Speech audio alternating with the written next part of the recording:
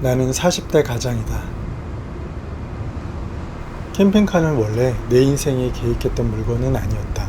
우리 가족이 캠핑카를 산 이유는 영상으로 한번 다루었기 때문에 오늘은 평범한 월급쟁이가 어떻게 돈을 모아 캠핑카를 샀는지에 대해 이야기하려 한다. 우리 부부는 같은 직장에서 만났고 올해로 결혼한 지 만 7년이 되었다. 내 나이 41살, 아내가 35살에 늦은 결혼을 했다. 그리고 내가 43살이 되던 해에 아이가 태어났다. 안팡지게 자라달라는 마음으로 태명은 안팡이로 지었다. 안팡이 이름 시온이에요? 신혼집은 내가 살던 당시 20년 된 1층 아파트 전셋집에서 시작했다. 겨울에 물이 졸졸 틀어놓지 않으면 수도가 얼어버릴 정도로 추웠던 곳이었기 때문에 전세 만기가 다 되면 좀 더 따뜻한 집으로 이사갈 계획이었다. 그러나 집주인이 은행빚을 갚지 않고 잠수를 타버려 깡통 전세가 되어버렸고 우리 부부는 전세금을 돌려받지 못할 상황이 되어버렸다. 집이 경매로 넘어갈 경우 전세금을 몽땅 날리지 않기 위해 어쩔 수 없이 원치 않는 집을 낙찰받아야 할 상황에 놓이게 되었다. 우리는 당시 라스베가스에서 신혼여행 중이었는데 집주인에게 연락을 받았다. 불행인지 다행인지는 모르겠지만 집이 누군가에게 팔렸고 새 집주인이 우리가 나가기를 원한다는 것이었다. 집이 팔려서 전세금을 돌려받을 수 있는 건 다행이었지만 전세 기간이 반년 이상 남았는데 갑자기 이사가 달라고 하는 건 무리가 있어서 전세 기간을 다 채우겠다고 말했다. 그 일 때문에 신혼여행 기간 내내 심란하고 마음이 편치 못했다. 그때 생각한 건 맘 편히 살 내 집 하나는 빨리 마련해야겠다는 마음뿐이었다. 여행에서 복귀하고 우리는 미분양된 신축 아파트 분양권을 계약했다. 너무 마음에 드는 집이었다. 빨리 2년 후가 되어서 입주를 하고 싶었다.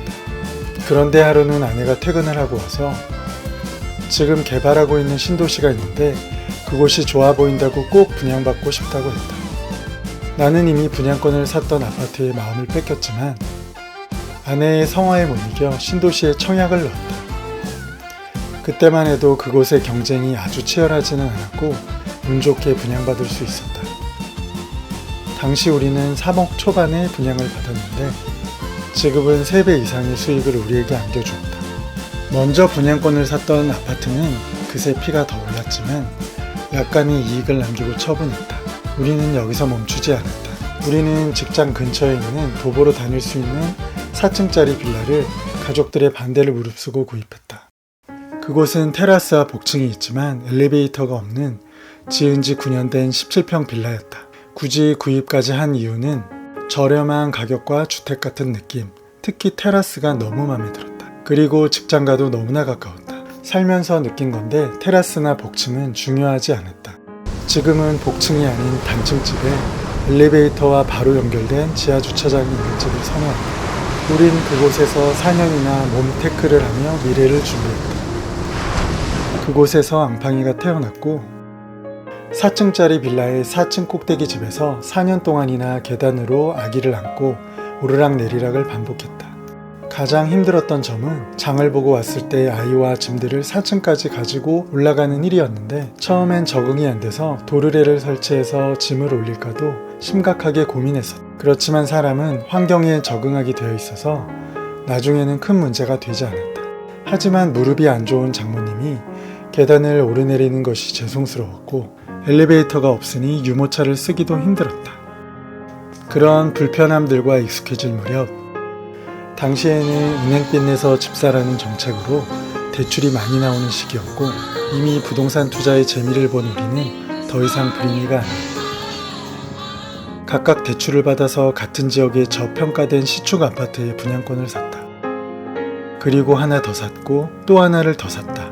신도시에 분양받았던 아파트는 그 사이 드디어 입주를 시작했고 나와 아기는 미치도록 입주를 하고 싶었지만 전세를 주고 그 돈으로 대출을 갚았다. 아파트 분양권을 사기 위해 휴가를 내고 부동산을 가고 은행을 가고 계약자를 만나고 날짜를 맞추는 일은 번거롭고 스트레스를 받고 위험 부담이 있고 쉽지 않은 일이었지만 세상에 쉬운 일은 없고 남들보다 부지런하면 조금 더 빨리 경제적 자유를 누릴 수 있을 거라 생각했다. 우리 부부의 소득이 적은 금액은 아니었지만 부동산 투자로 인한 소득에 비할 바는 아니었다. 당시 우리는 아직 혼인신고를 하기 전이었고 빌라 포함 1가구 5주택을 피할 수 있었다. 같은 지역의 분양권을 샀던 아파트는 예상대로 가격이 많이 뛰었고 그중 한 집으로 이사를 했고 나머지 2채는 매매를 했다. 그 돈으로 캠핑카를 사고 벤츠도 샀다. 그동안의 고생과 노력에 대한 보상이었다. 우리는 결혼한 지 3년 만에 뒤늦은 혼인신고를 했다. 집을 파는 과정 또한 스트레스의 연속이었지만 그 또한 지나갔다. 특히 빌라 매매가 순탄치 않았는데 결국 파는데 성공했다. 그 사이 나는 48, 아내는 41, 앙팡이는 6살이 되었다. 우리는 지금 캠핑카로 강원도를 여행하고 있다. 코로나의 영향으로 아이를 유치원에 보낼 수 없는 상황이며 그렇다고 집에만 있게 할 수는 없어서 나는 짧은 휴가를 내고 캠핑카 가족여행을 하기로 했다. 오늘은 여행 나흘째이고 이틀은 캠핑카에서 어젯밤은 이곳 바닷가 근처 민박집에서 보냈다. 오늘 새벽 일출을 보기 위해 나홀로 기상했다. 아마도 저 이글거리고 있는 곳에서 해가 떠오를 것 같다. 파도 소리가 너무 좋아서 잠시 입을 닫고 있다.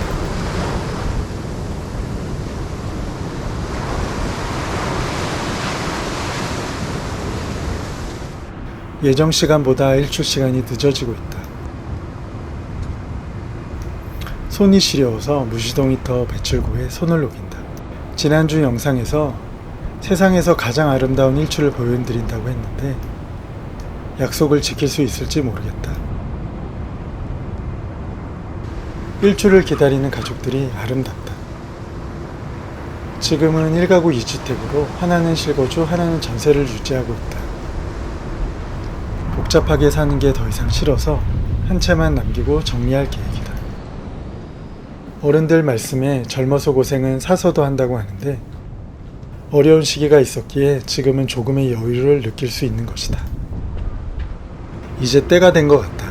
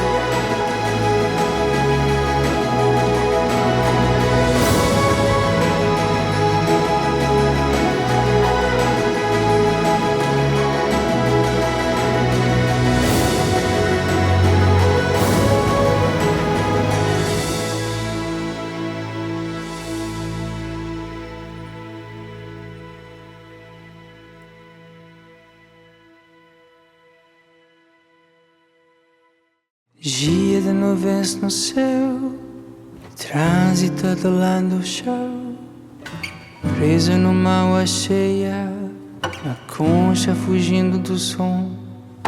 Já à beira de sumir, afundo na maré que vem.